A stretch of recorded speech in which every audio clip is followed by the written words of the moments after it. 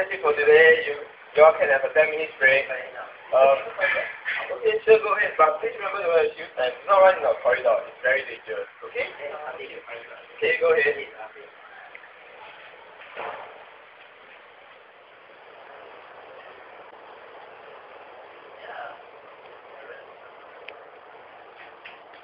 Keep on falling.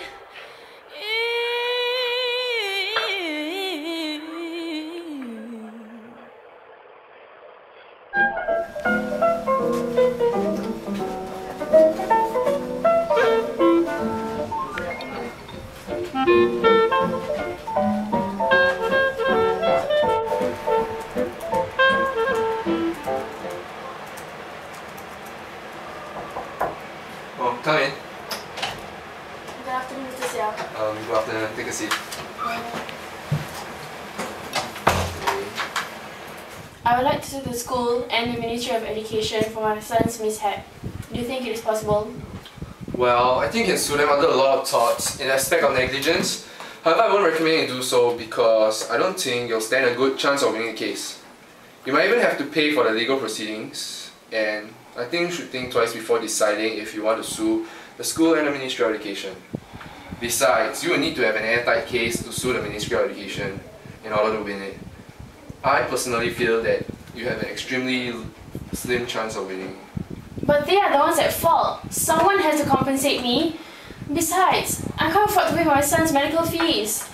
I understand, Madam Amina, but I don't think it's a very wise idea to sue the school and the Ministry of Education. I don't care. I'm going to sue both the school and the Ministry of Education. They owe me an explanation and compensation. I don't believe I'll lose my case. And if you're not going to represent me, I can go find another lawyer elsewhere. Okay? So are you going to take up my case or not? Okay, ma'am, please calm down, don't get so worked up. Even though I think we might not win the case, I'll definitely give it my best shot.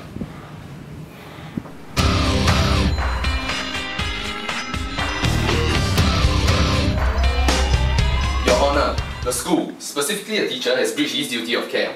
He has omitted to do something which a reasonable man would do. As a result, he has caused the injury of this young man. The injury and loss of income of the parents could have been avoided had the teacher done something to stop the young man from running.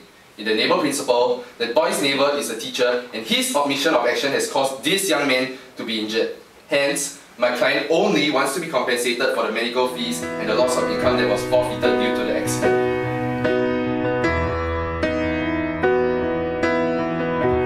All rise.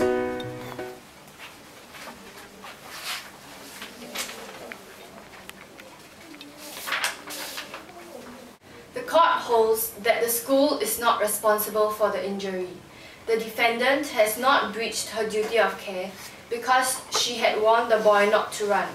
She is not obliged to do anything else because she has no longer any duty of care when the boy blatantly ignored her warning. The boy is completely responsible for his own action and can blame no one for his injury. Therefore, his parents also cannot claim any compensation for medical fees and loss of income.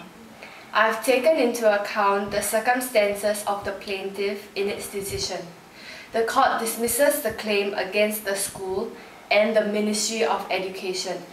Therefore, the plaintiff is required to pay the Attorney General's Chamber's costs of $8,725.40 paid by $80 monthly installments.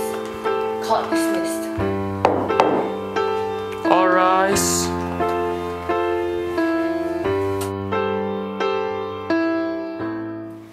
I can't afford to pay the cost of the legal proceedings.